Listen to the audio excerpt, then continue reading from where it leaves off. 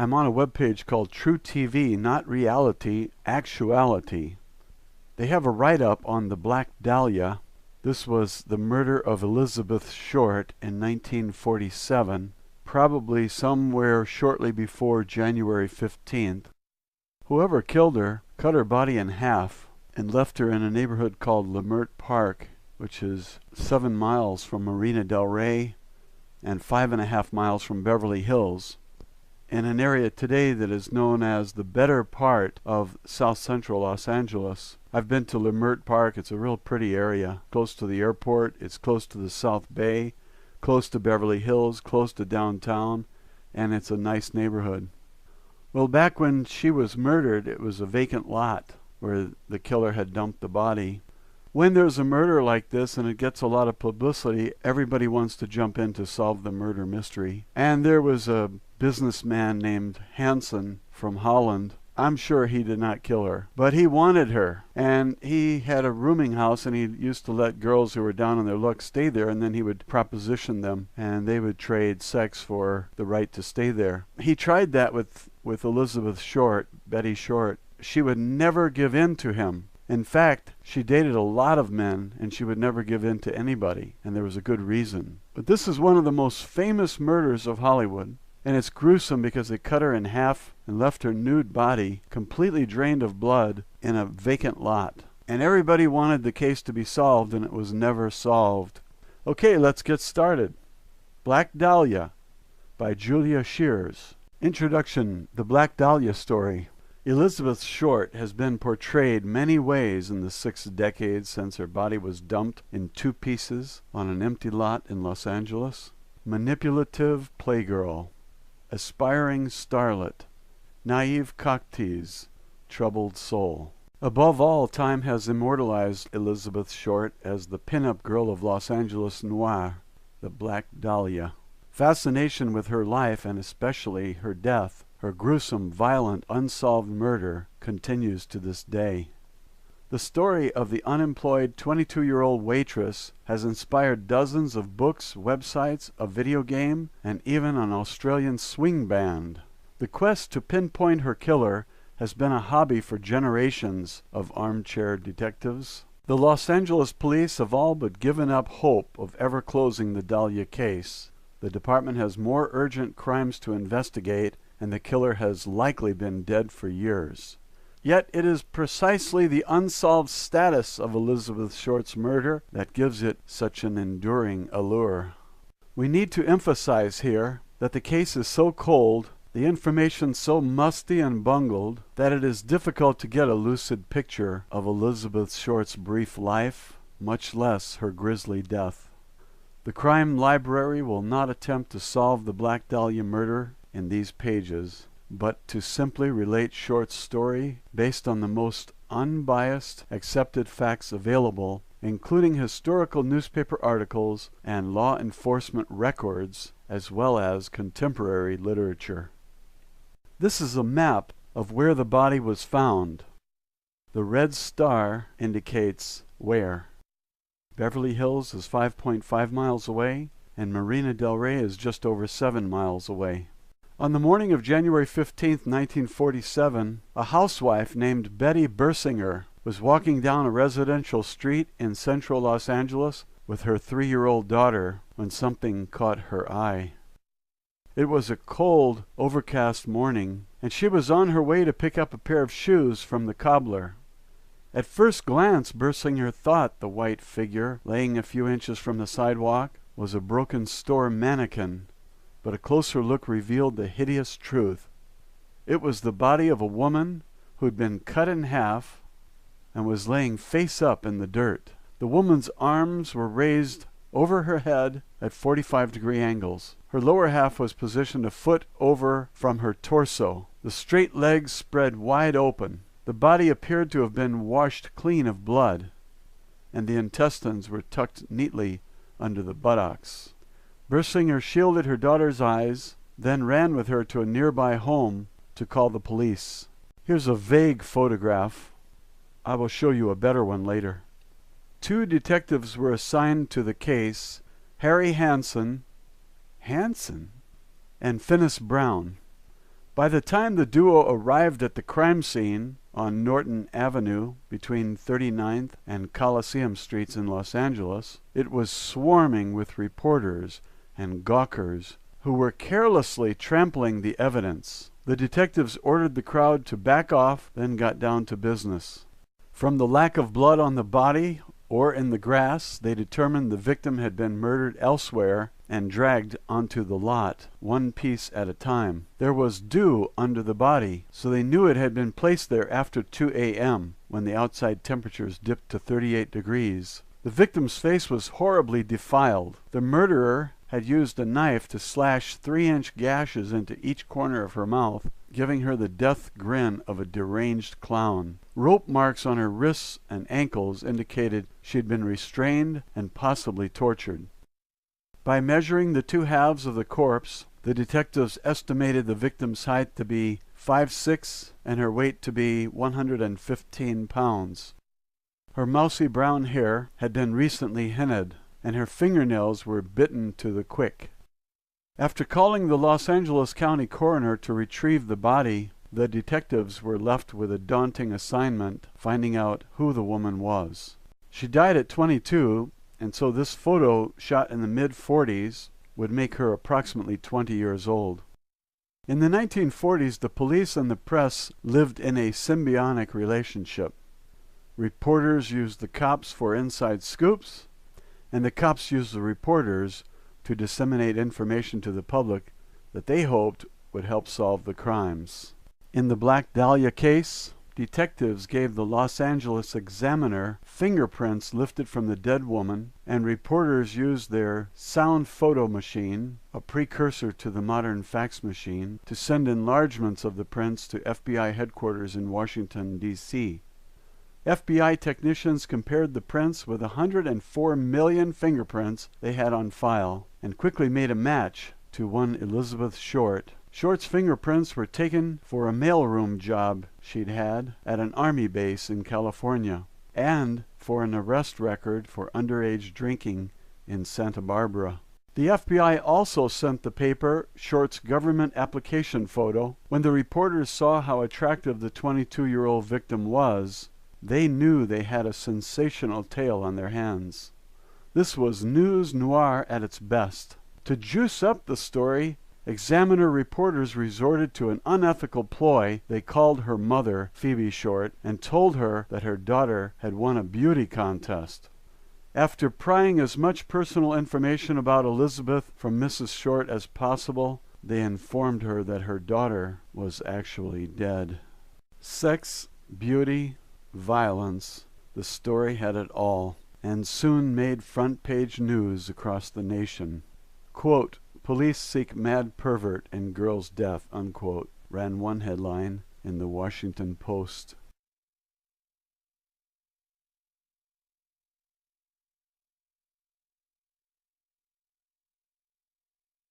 Elizabeth Short embodied the feminine ideal in the 1940s with her meaty legs, full hips, and a small turned-up nose.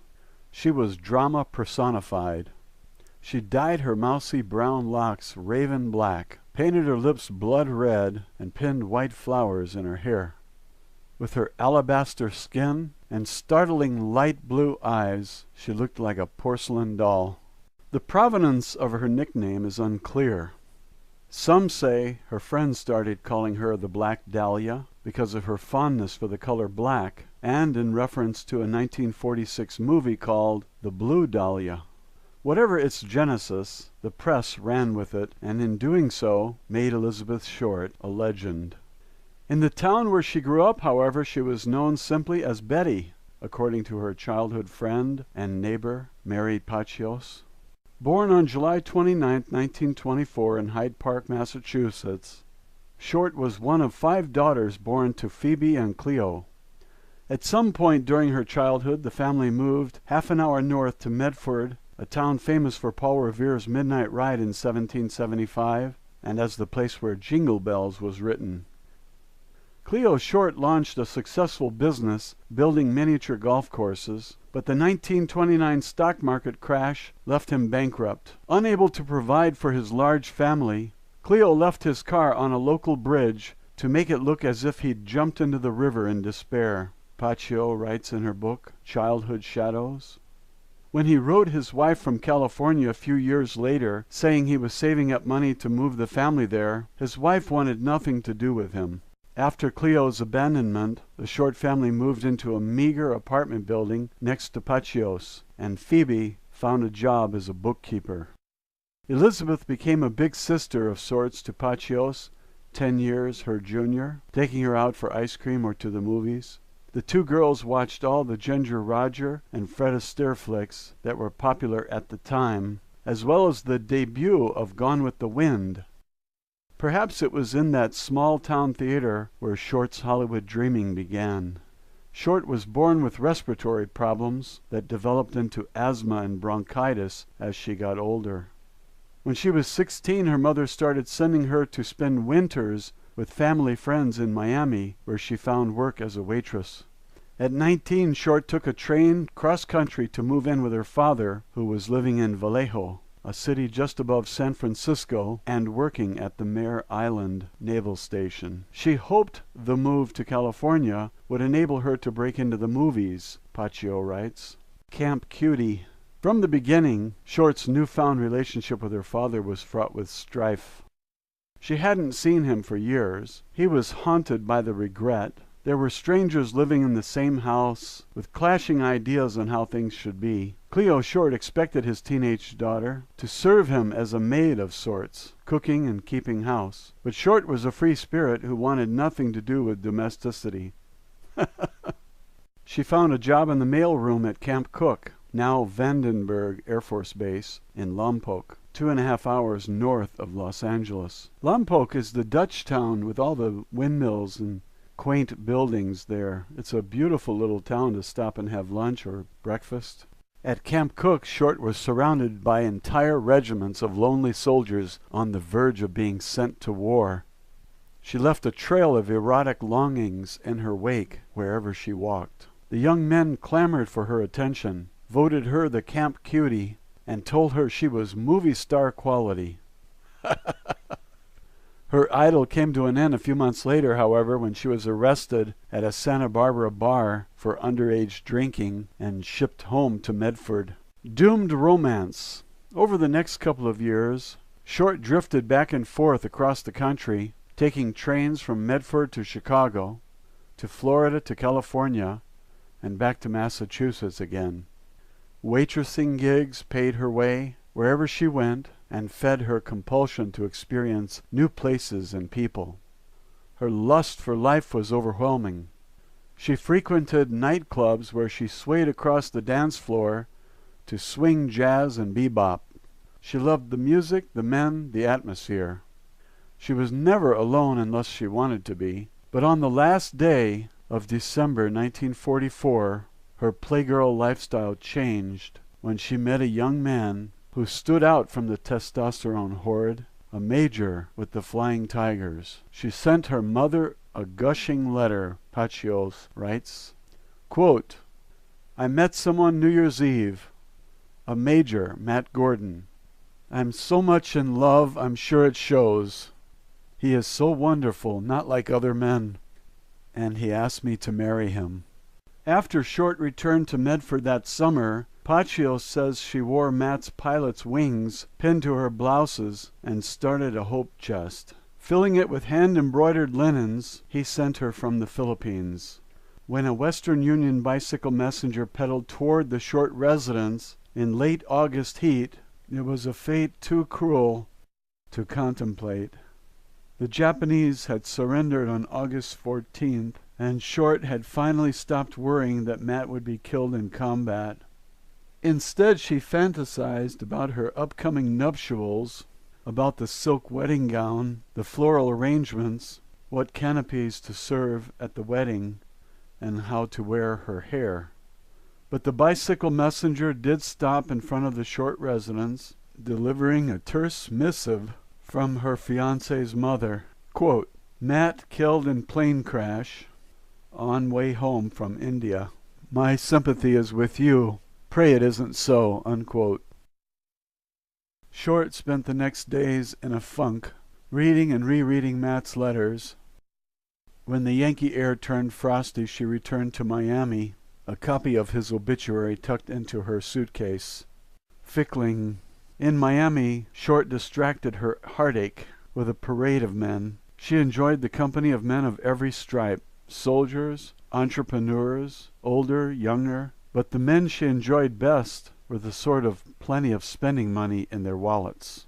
Short knew the value of her beauty as she sashayed down the sidewalk in peep-toed heels. She held her head high, primly aware of her effect on male passers-by. They gawked, they whistled, they offered to buy dinner. Frequently she accepted. They paid for her meals, bar tabs, rent, clothes. They gave her cash. What were a few greenbacks for the privilege of basking her dazzling aura? Some authors have suggested that Short took this behavior to an extreme and worked as a prostitute, but there is no evidence to back this up. And what the author is not telling you is that when they found the body and examined it, they found that her genitals were not developed and it was impossible for her to have sex. Whatever money she managed to accumulate on her own through waitressing, she used to expand her wardrobe. She'd rather go hungry than wear outdated or worn clothing. When she stepped outside, she was always dressed to the nines, favoring tailored black suits, feminine ruffled blouses, high heels and long gloves. She embodied the cool sophistication of a 1940s working gal. Short had a particular fetish for men in uniform. In July 1946, she returned to Southern California to be close to Joseph Gordon Fickling, an intensely handsome Air Force lieutenant with sensual dark eyes. They'd met in California 2 years earlier, shortly before he was shipped overseas. It was a rocky relationship from the start. In their private letters, which were confiscated by the police and excerpted in newspapers after Short's murder, Fickling expressed impatience with Short's flirtations, wondering if he ranked higher in her heart than any other man. Apparently she wasn't able or didn't try to convince him that he did. He moved to North Carolina to work as a commercial airline pilot, but they stayed in touch. And he continued sending her money, including a $100 wire transfer the month before she died. The last letter Fickling received from Short was dated January 8, 1947, 7 days before her murder. In it, she told him she was moving to Chicago, where she hoped to become a fashion model. Last days. In the last 6 months of her life, Short moved constantly between a dozen hotels, apartments, boarding houses, and private homes in Southern California. She crashed for free where she could, paid as little as possible where she couldn't. She was chronically short on cash. From November 15th to December 15th, she lived in a cramped 2-bedroom apartment in Hollywood with 8 other young women, cocktail waitresses, telephone operators, dime dancers, other outer-towners who hoped to break into showbiz. The women paid $1 a day for a bunk bed and a couple of feet of closet space, but Short couldn't even afford this paltry sum and snuck out a side door to avoid the manager when the rent was due. Her roommates told the LA Times after her death that Short was out with a different boyfriend every night and didn't have a job. Quote, "She was always going out to prowl Hollywood Boulevard," unquote, Linda Rohrer, 22, told the paper. Short was as elusive in life as she remains in death. She didn't have close friends, male or female, but preferred the company of strangers and a constant change of entourage.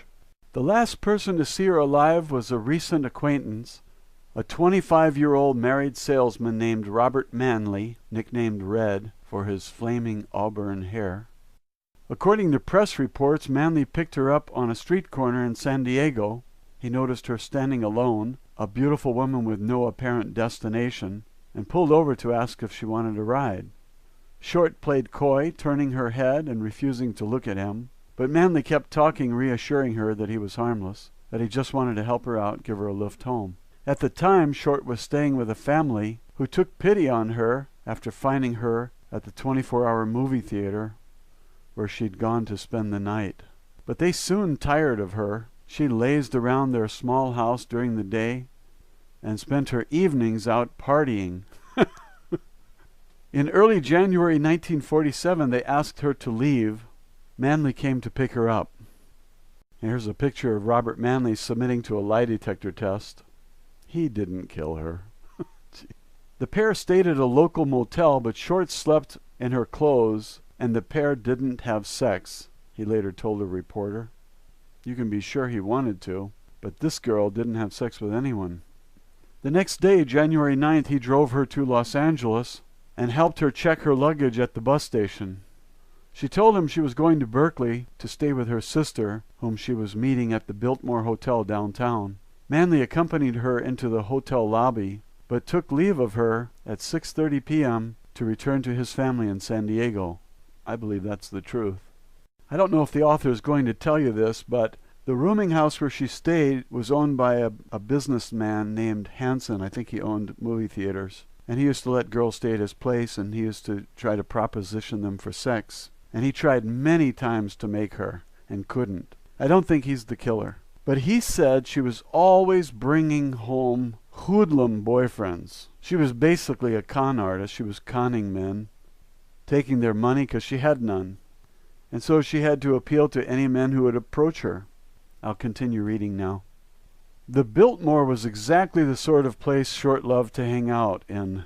It was as glamorous as she aspired to be, filled with wealthy travelers, and luxuriously appointed.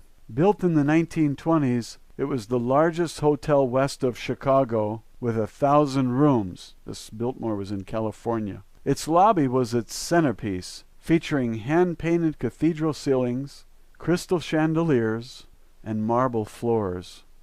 This elegant setting could offer no greater contrast to the dirt lot where her desecrated body was dumped 1 week later. Now I want to call your attention to this photo. The Biltmore is located on the far right, 727 West 7th Street. And the body was found in Lemert Park, 39th and Norton, approximately.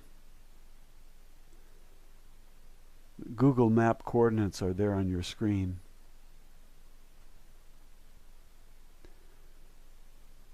So the Biltmore was approximately 5 miles away. Now here is the photo of the police as they arrived at the vacant lot where she was found, and you can see that she's been cut into 2 pieces. Here's a blow-up of that picture. And here's a close-up. When you go to those coordinates on Google Earth and you go down to street level where cars had passed by and taken a picture, this is the picture that was captured. This was the vacant lot at that time. It's all filled in with houses today, but that's what it looked like when this picture was taken, probably 1 to 5 years ago. Most of Google Earth's pictures are not more than 5 years old. And so this is what that part of Lemert Park looks like today. This may not be the precise location because those coordinates are not specific down to 1 foot. This address shows 3831 Norton, and some people say the address was 3839, 3835, 3825. I don't know the exact address, and it doesn't matter. This is approximately where her body was found on January 15th, 1947. The investigation. In the wake of her murder, 40 police officers scoured the neighborhood, going house to house, looking for clues and evidence. They checked gutters and laundromats for blood-stained clothing, interviewed residents, poked through dumpsters, and they gained no solid leads. Investigators tracked down Cleo Short, who was living a mere 3 miles from the dirt lot. He told them he hadn't heard from his daughter in 3 years. He was apparently still angry that she refused to keep his house for him when she came to California, but spent her time running around instead. He refused the coroner's request to identify the body. Nice guy. Has a large family, abandons them, fakes a suicide, winds up in California, then writes to his wife years later when he misses his family, and now he won't even identify the girl's body. What a rat. The coroner's office determined that Short had been killed by massive internal hemorrhaging caused by blows to the head. No traces of sperm were found anywhere on her body, the coroner's report revealed.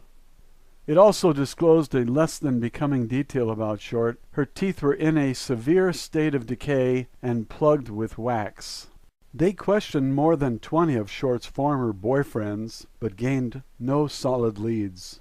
After the story hit the newspapers, more than 30 confessing Sams stepped forward, ranging from certified nut jobs to attention-starved losers looking for a moment in the spotlight.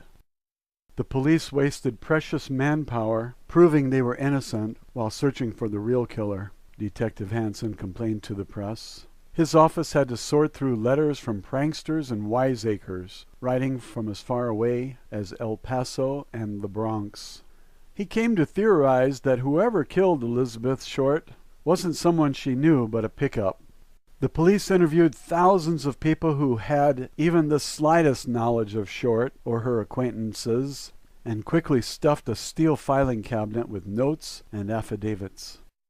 At one point, LAPD investigators were so certain that the clean bisection of Short's body was the handiwork of an expert that they persuaded the University of Southern California, USC, located in the same neighborhood where the corpse was found, not quite, to turn over a list of medical students, according to the FBI, which has declassified 203 pages of documents related to its own investigation of the murder. Lousy police work. Highly unlikely that a medical student would be a murderer. Highly unlikely. Talk about wasted police efforts. The Bureau was inundated with handwritten letters to J. Edgar Hoover from individuals claiming to know who the murderer was, or blaming the crime on someone they held a grudge against. Quote, "This suspect swindled $75 out of me, which he promised would put me in motion picture and make me famous," one woman wrote the Bureau on May 23, 1947. The missing week. What happened from the time Short was seen leaving the Biltmore to the time her mutilated body was dumped in the dirt lot remains a mystery. One thing is certain. Sometime during those 7 days, she had a fatal date with her killer, who taunted and tortured her before snuffing out her young life in a horrific fashion. Sounds like she found a place to stay that was cheap. On January 25th, Short's black patent leather purse and one of her black open-toed pumps was found in a dumpster at 1819 East 25th Street, several miles from the crime scene.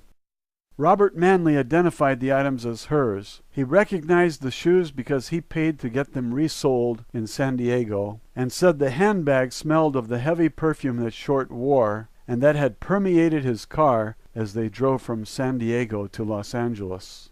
His wife married a bloodhound who likes to pick up girls and give them rides. The 5 daily papers in Los Angeles gobbled up these details in a ferocious competition to outscoop each other.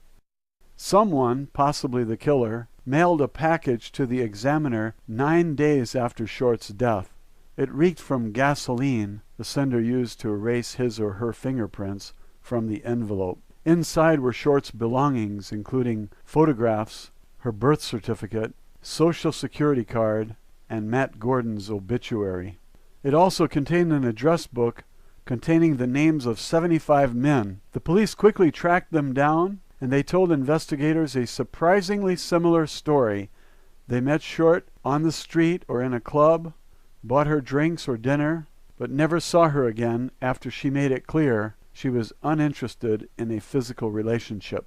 This supports the undeveloped genitals story. Suspects. The LAPD has refrained from speculating on the identity of the killer. The truth is that Elizabeth Short's killer is most likely dead, if not of disease of old age, and will never be brought to justice. This fact hasn't stopped a large group of amateur sleuths from picking up the torch in an attempt to solve the case. Their conclusions range from fanciful to downright risible. Mary Pachios pins the blame incredibly on the movie director Orson Welles, who once did a magic act where he sawed a woman in half. Crazy woman. In another book, Daddy was the Black Dahlia killer. A public relations specialist named Janice Knowlton blames her father for the murder. She writes that therapy helped her recover childhood memories of her father forcing her to watch him torture, murder, and hack up Short. Knowlton goes on to accuse her father of 9 such killings, including that of a son he engendered with her. Her book was a flop, but Knowlton harassed anyone writing about the case who did not support her claims until she committed suicide in 2004 with a drug overdose. Here are some of the suspects who have topped the list as the could-haves in the last 60 years. Robert Manley. No way. No way. Manley was the last known person to see her alive. So what? It was a week before she died. He was initially booked as a suspect, but released after he passed a polygraph test. Well, I do think he told the truth. I don't think he was the murderer. Beset by a long history of mental health problems, in 1954 his wife committed him to a psychiatric hospital after he told her he was hearing voices. That same year, doctors gave him a shot of sodium pentothal, also known as the truth serum, in another attempt to glean information about the Black Dahlia murder from him. He was absolved a second time. He died in 1986, 39 years to the day after he left Short at the Biltmore. Ooh, that's chilling. The coroner attributed his death to an accidental fall. Her father was the biggest louse of the century, yet he wasn't a murderer. There's no evidence he was a murderer, unless you want to believe Paccio. Whoever had her birth certificate and those personal belongings knew her well. I suspect it was Hansen, but I don't think he's a murderer. Now, Mark Hansen was a suspect, and his name was embossed in the address book that was mailed to the Examiner. Well, that's someone trying to help the police find the killer, and they think that Hansen's the guy. Definitely not. It's unclear how the item fell into Short's hands. The 55-year-old Denmark native was the manager of Florentine Gardens, a sleazy Hollywood nightclub featuring burlesque acts. Nobody ever went broke underestimating the tastes of the American public. Many of the young women working for Hansen lived at his home, which was located behind the club, and he propositioned every one of them. And he tried to nail Short many times. And he kept kicking her out, and she kept coming back, and he kept allowing her to come back because he wanted to nail her, and he never could. And I think it's because her genitals were not developed, and she could not have sex. Short was his guest for several months in 1946, and the aging Lothario is rumored to have tried to bed her unsuccessfully. Well, what the author forgot to tell you is she stayed there several months, but it was on and off. He would kick her out, she would come back. He couldn't nail her, and he'd kick her out. He always gave the girls an ultimatum, sex or get out. And most of them gave him sex. And those who didn't moved out. Most of them never came back, but she had no place to stay. She kept coming back to Mark Hansen. He's not a murderer. He's a guy who preys on girls that live in his house for sex. So what? Every employer does that to the girls that work for him. George Hodel. I never heard of him before. In 2003, a retired LAPD detective named Steve Hodel published another Daddy Did It tract, but this one became a national bestseller. According to the Black Dahlia Avenger, a genius for murder, Hodel Jr. depicts his father as a tyrant and misogynistic pervert who held orgies at the family home and was put on trial for raping his own 14-year-old daughter. He was acquitted. After his father died in 1999, Steve Hodel acquired his father's private photo album, which contained 2 snapshots of a dark-haired woman. Hodel claims the woman was Short, but Short's family has refuted his claims. Here's a picture of Steve Hodel and the book cover, Black Dahlia Avenger. Another suspect, Jack Anderson Wilson, in a book called Severed, The True Story of the Black Dahlia Murder. Actor cum crime writer John Gilmore fingers an alcoholic drifter named Jack Anderson Wilson. When Gilmore interviewed him in the early 1980s, Wilson purportedly divulged details about the murder that only the killer would have known, including knowledge of a supposed vaginal defect which would have prevented Short from having sexual intercourse.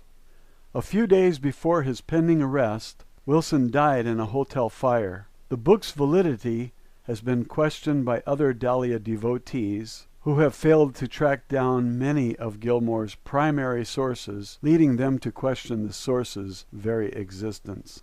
Now, what they forgot to tell you is that Jack Anderson Wilson had a rap sheet a mile long, 5 pages. I think that's significant. Look up the name Jack Anderson Wilson, that phrase, on the second line of the advanced search, with on the top line Dahlia, D-A-H-L-I-A.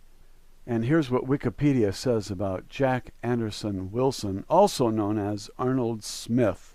Well, Arnold Smith is the name I'm familiar with. I didn't know he had another name. Wilson was a lifelong petty criminal and alcoholic who was interviewed by author John Gilmore while Gilmore was researching his book Severed. After Wilson's death, Gilmore named Wilson as a suspect owing to his alleged acquaintance with Short. Alleged? Now, Gilmore is an actor. He wants to sell books. He has no scruples or ethics. And after Wilson dies, he decides that Wilson is a suspect. Now, this alleged acquaintance with Short, what's that based on? Prior to Wilson's death, however, Gilmore made an entirely different claim to the Los Angeles Herald-Examiner in a story appearing January 17, 1982. While the book Severed says that homicide detective John St. John was about to close in on Wilson based on the material Gilmore provided, that's tainted. St. John told the Herald-Examiner in the same article that he was busy with other killings and would review Gilmore's claims when he got time. That shows you how important Gilmore's claims were to the investigator. As reliable sources of information about the case, such as the FBI files and portions of the Los Angeles District Attorney files, have become publicly available, statements about Short and the murder attributed to Wilson in Severed and supposedly tying him to the crime have not been borne out as accurate. Well, there goes that theory. So Arnold Smith is not a suspect. And 1982 is a long, long time after the fact. Severed, the book, also claims Wilson was involved in the murder of Georgette Bauerdorf. Severed and many other sources, based on Severed's, erroneously claimed that Short and Bauerdorf knew each other in Los Angeles, supposedly because they were both hostesses in the same nightclub. In reality, by the time Short arrived in Los Angeles in 1946, Bauerdorf had been dead for 2 years and the nightclub had been closed for a year. Wilson was never a suspect until Gilmore brought him to the attention of authorities. Let's continue with the suspects. Walter Alonzo Bailey. In 1997, a Los Angeles Times writer named Larry Harnish suggested yet another suspect, Dr. Walter Alonzo Bailey, a surgeon whose house was located 1 block south of where Short's body was found. Bailey's daughter was a friend of Short's sister, Virginia. How do we know that? Harnish theorizes that Bailey suffered from a degenerative brain disease that made him kill Short. Sounds suspicious. While police believe Short's killer was affiliated with a cutting profession, a surgeon or butcher, say Bailey was 67 at the time of the murder and had no known record of violence or crime. Neither is it known whether he ever met Short. Now this is crazy. He's not a suspect. It's hard to catch the killer of a girl who has a habit of meeting strangers, and Hansen said she was always bringing home hoodlums. They were so bad he wouldn't allow them in his house. And this is the kind of men that she preyed on in order to get money to pay her rent. So if they're looking for someone who knew her, which is often the case in murders, most murderers are someone known by the victim. None of these suspects has been endorsed by the LAPD. And because most of the key physical evidence has disappeared from the Black Dahlia file, including 13 scornful letters the killer sent to the police and the media, it is unlikely the case will ever be solved. Detective Brian Carr, who inherited it in 1996, has publicly stated as much. Daughter. Short was buried in Oakland's Mountain View Cemetery in a quiet ceremony attended by 6 family members. A handful of cops was also there on the odd chance that the killer would appear to say one last scornful goodbye to his victim.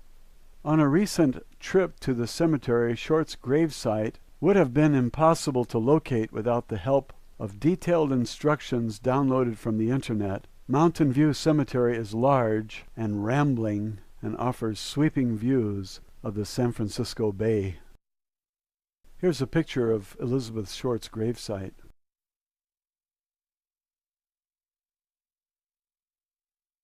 After half an hour searching a steep hillside, her plot was found. The modest pink marble headstone marking it was overgrown with crabgrass, and the words engraved on it were simple: Daughter, Elizabeth Short, July 29, 1924 to January 15, 1947. Because in the end she is more than the enigmatic Black Dahlia, more than the unflattering reputation that has dogged her for 6 decades, more than another tragic Hollywood story.